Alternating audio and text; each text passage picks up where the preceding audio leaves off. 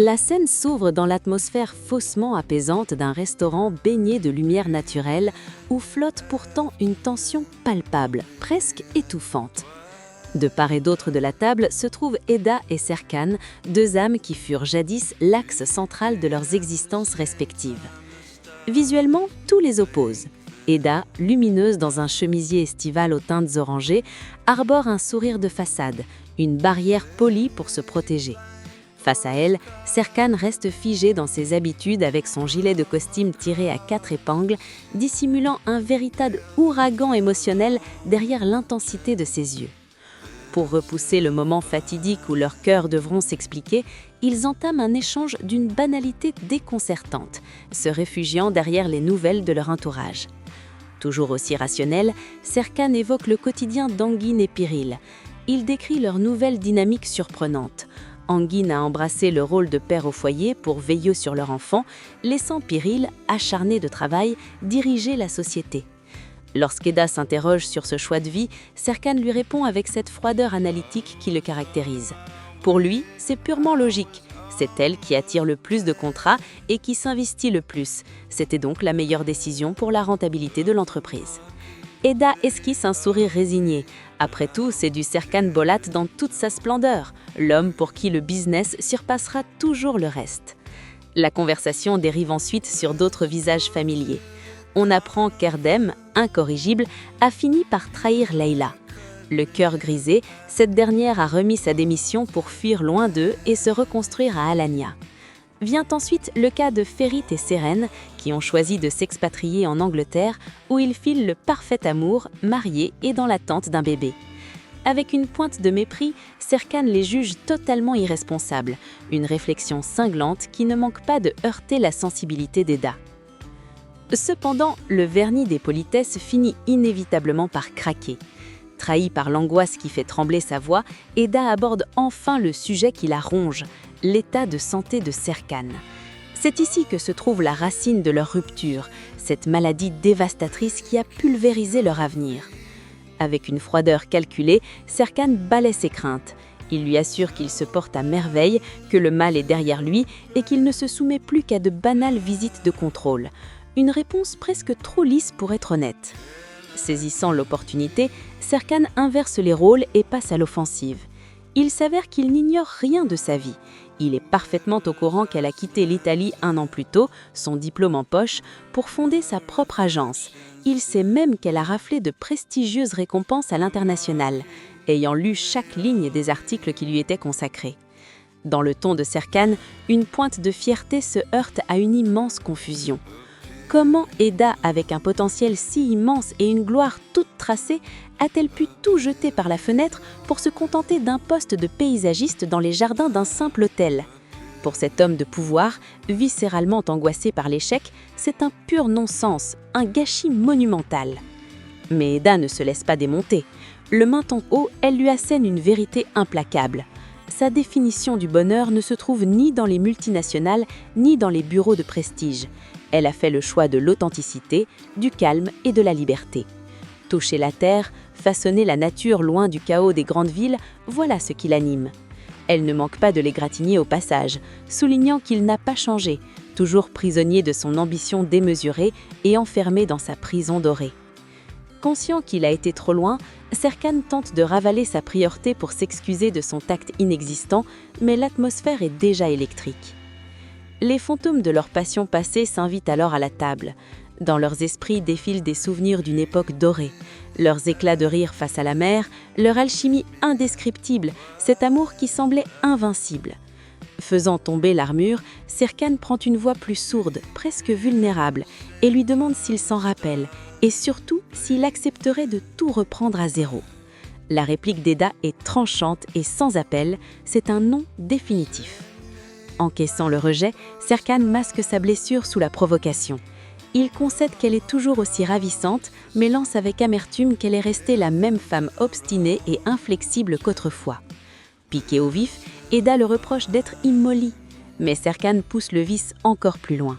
Le regard planté dans le sien, cherchant la moindre faille, il pose la question qui l'obsède. Y a-t-il un autre homme dans sa vie après toutes ces années ? La réaction d'Eda est épidermique. elle tente d'esquiver la question, soulignant que leurs vies sont désormais séparées et qu'il n'a aucun droit de l'interroger sur son intimité. Elle n'a qu'une envie, échapper à cette discussion toxique qui rouvre des cicatrices à peine refermées. Alors qu'elle se lève, martelant que leur rupture était mutuelle et que le passé est enterré, Serkan dégoupille une véritable grenade émotionnelle. Avec une voix glacée par le ressentiment, il lui lâche que sa plus monumentale erreur était de lui ouvrir les portes de sa vie après notre première rencontre. Le visage d'Eda perd toutes ses couleurs. Ces mots la frappent en plein cœur. Suffoquée par la cruauté de la remarque, elle lui ordonne de la rayer de son existence et prend la fuite, laissant à la table un Serkan totalement détruit par le poison de ses propres paroles.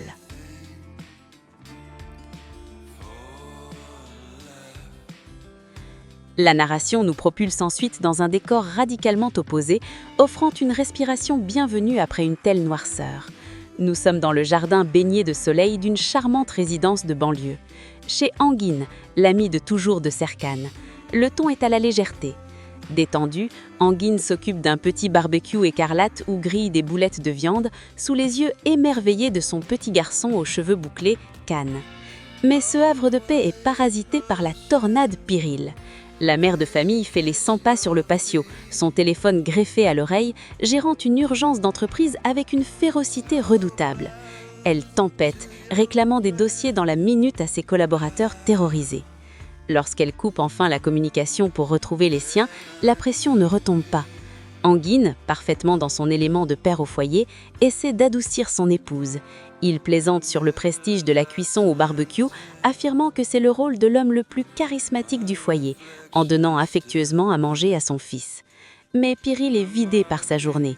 Désireuse de passer un moment charnel avec son époux, elle lance subtilement l'idée d'envoyer le petit Can dormir chez sa grand-mère. Engin sourit, saisissant au vol l'allusion de sa femme qui cherche à faire garder leur enfant pour profiter d'une soirée en amoureux. Cette séquence met en lumière la dynamique attachante d'un duo qui, en dépit du stress professionnel, a su bâtir un foyer solide et complice. Pendant ce temps, à l'opposé de cette quiétude familiale, le hurlement d'un moteur surpuissant vient rompre le calme d'une route cernée par la forêt. C'est Serkan. Crimponné au volant de sa Porsche décapotable, il appuie sur l'accélérateur comme pour semer ses propres démons. Ses traits sont durs, fermés, et son cerveau est en ébullition. Cette confrontation avec Eda a ravivé un incendie intérieur qu'il pensait avoir étouffé pour toujours. Le récit nous invite ensuite à franchir le seuil de la maison d'Eda. C'est un lieu qui respire la joie de vivre et la lumière. À peine a-t-elle passé la porte, qu'Eda est happée par le dynamisme débordant d'une adorable petite fille, Kiraz. Espiègle et vive d'esprit, la fillette a coiffé un grand chapeau noir, fin prête à livrer une prestation artistique. Le public est déjà en place. Il y a Ayfer, la tante bienveillante d'Eda, Mélo, l'ami loyal, et Burak, un proche de la famille avec qui Kiraz semble très complice, papillonnant autour de lui en l'appelant par son prénom. La petite fille mène la danse. Avec l'assurance d'une professionnelle de la scène, elle promet un numéro d'illusionnisme, tout en précisant avec malice que le spectacle est payant. L'assistance pouffe de rire face à tant d'audace. Pour entamer son numéro, la jeune magicienne exige que sa mère lui confie sa chaîne. Le sang d'Eda se glace instantanément. Une image foudroyante traverse l'écran. Un souvenir lointain où Serkan dépose délicatement une bague enfilée sur une chaîne dans la paume d'Eda. Ce bijou, véritable relique de leur histoire tragique, est précisément ce que la petite fille réclame. Prise de court, le souffle court, Eda bafouille, une excuse, mentant sur le fait qu'elle ne la porte pas. Ses amis, qui connaissent parfaitement la charge destructrice de cet objet, s'empressent de créer une diversion. Loin d'être perturbée, Kiraz enchaîne avec brio, jonglant avec des gobelets colorés, avant de conclure en apothéose. Elle tire une véritable colombe blanche de son couvre-chef, déclenchant l'admiration de son entourage. Mais la fillette n'oublie pas ses affaires et tend la main pour obtenir sa récompense. Burak tente de marchander en lui rappelant qu'il l'a aidé à cuisiner un superbe gâteau au mûr, mais la petite femme d'affaires refuse l'offre et réclame son argent comptant. Une fois l'enfant retourné à ses occupations, l'atmosphère s'alourdit brutalement chez les adultes. Les regards s'assombrissent. Aifer fixe la fillette avec un mélange d'amour et de profonde anxiété. Elle rompt le silence pour souligner à quel point le mimétisme avec son géniteur est frappant. La tante énumère ses traits marquants, cette froideur analytique, cet entêtement maladif, cette logique implacable. Autant de caractéristiques qui dessinent le portrait craché de Serkan Bolat. D'une voix teintée de tristesse, Aifer lâche qu'elle plaint d'avance celle qui partagera la vie d'un homme doté d'un tel caractère. Rongée par la peur que ce mensonge ne finisse par exploser en plein vol, Eda tranche net la discussion. Elle interdit formellement que l'on prononce le nom de cet homme sous son toit. Le voile est enfin levé sur le mystère.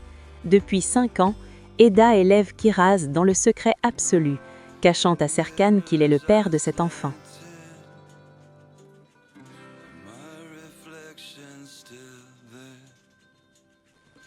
La nuit s'installe sur Istanbul, recouvrant les secrets de son manteau sombre. Chez Engin et Piril, la tactique de la jeune femme s'est avérée fructueuse. L'enfant a été déposé chez sa grand-mère, laissant place à un décor digne d'un film romantique. Lumière tamisée, bougies allumées, coupe de vin prête à être dégustée, les époux sont tendrement blottis l'un à côté de l'autre. Engin, presque surpris par cette aubaine, plaisante en demandant à sa femme de le pincer pour prouver qu'il ne rêve pas. Piril sourit, prête à savourer cette bulle d'intimité. Mais la fatalité s'en mêle. Le carillon de la porte d'entrée retentit, pulvérisant l'ambiance en un instant. Frustré au plus haut point, Engin propose de faire la sourde oreille, mais Piril, pragmatique, le pousse à ouvrir. Sur le pas de la porte se dresse Serkan Bolat. Il est blême, essoufflé, le regard vitreux. Sans aucun égard pour l'ambiance romantique évidente, il s'engouffre dans le domicile comme un spectre. Agacé et inquiet, Engin lui demande ce qui lui prend de débarquer ainsi. Sans même un regard pour Piril, pourtant apprêté sur le canapé, Serkan exige un entretien seul à seul avec son ami. Outré par ce manque de respect, Piril intervient, affirmant qu'ils sont un couple uni et qu'elle peut tout entendre. Mais Serkan, émuré dans son blocage émotionnel, est incapable de s'exprimer devant elle. Il fait demi-tour et disparaît aussi vite qu'il est arrivé. Si Piril explose de rage face à ce manque de savoir-vivre, Engin réalise que son ami est en train de sombrer. Sans perdre de secondes, Piril attrape son téléphone pour questionner ses contacts professionnels pour comprendre ce qui a bien pu déclencher un tel comportement. Pendant ce temps, Eda marche édelant en l'air dans les couloirs de sa demeure, le téléphone collé à l'oreille. Elle évacue toute la colère accumulée lors de sa confrontation. La perspective de savoir Serkan dans l'hôtel où elle travaille la terrorise, et elle cherche une échappatoire pour ne jamais plus croiser sa route. La plaie est béante. Avec des trémolos dans la voix, elle rapporte les mots assassins de Serkan, cette fameuse « plus grande erreur ». Eda est écœurée. Elle confesse à son amie qu'au premier regard, après 5 ans de silence, elle a eu l'illusion furtive que le temps s'était effacé. Mais la brutalité de l'échange a balayé cet espoir. Sa décision est prise et irrévocable. Il est définitivement banni de sa vie.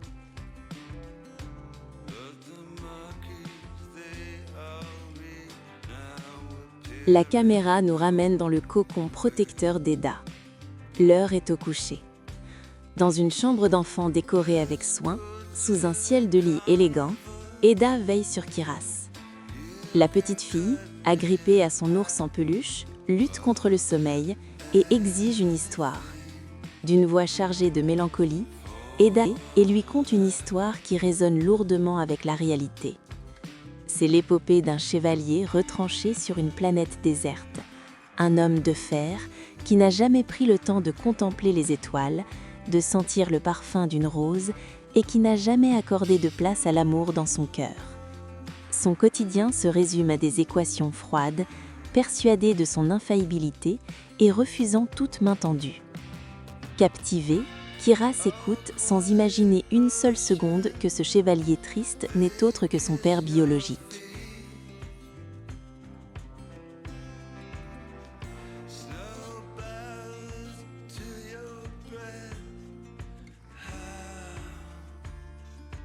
Serkan a finalement trouvé la force de parler à Engin. Le teint cadavérique, la voix chancelante, il lâche enfin la nouvelle qui a anéanti sa soirée.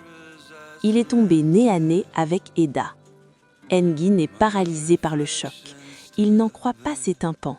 Eda ? Leur Eda qui avait refait sa vie en Italie? Serkan hoche la tête, incapable de dire un mot de plus. La nouvelle laisse les deux hommes dans un silence lourd de conséquences, conscients du séisme dévastateur qui vient de frapper. De retour dans sa demeure glaciale et démesurée, Serkan tourne en rond, rongé par la solitude. D'un pas mécanique, il se dirige vers un meuble de bibliothèque massif. Il décale une sculpture décorative pour dévoiler un coffre-fort dissimulé dans le mur. Après avoir tapé un code complexe, la lourde porte s'ouvre dans un bruit métallique. À l'intérieur, délicatement posée sur un coussinet de velours carmin, se trouve une chaîne en argent ornée d'une bague, l'alliance mythique. Serkan effleure le bijou avec une révérence presque sacrée. En contemplant le métal précieux, le masque de l'homme d'affaires de marbre se brise totalement. Il laisse transparaître la douleur infinie d'un homme qui brûle encore d'amour pour celle qui l'a éloigné. Enfouie dans les ténèbres de l'acier, cette bague est la dernière preuve de son cœur meurtri.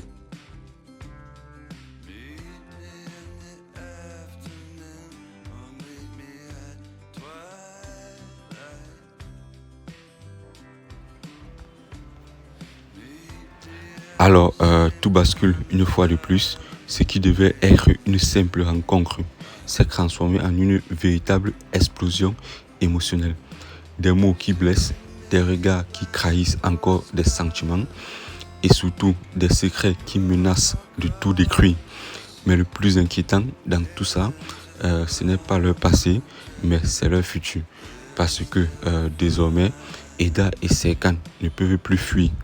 Ils vont devoir se faire face tous les jours, travailler ensemble, respirer le même air, raviver malgré eux une histoire qu'ils n'ont jamais vraiment terminée. Et pendant qu'ils s'affrontent, une vérité immense reste dans l'ombre. Une vérité qui pourrait tout changer. Alors, dis-moi en commentaire, que va-t-il se passer quand ce secret éclatera enfin? Est-ce que l'amour peut survivre à autant de douleurs ou est-ce le début d'une chute irréversible? Si tu veux découvrir la suite, reste bien connecté. N'oublie pas de t'abonner, de liker la vidéo pour nous soutenir et surtout d'activer la cloche de notification pour ne rien rater. Parce que, crois-moi, ce qui arrive ensuite va être encore plus intense. Alors, on se retrouve très bientôt pour la suite, notamment avec l'épisode 124. Alors, prenez soin de vous. Ciao.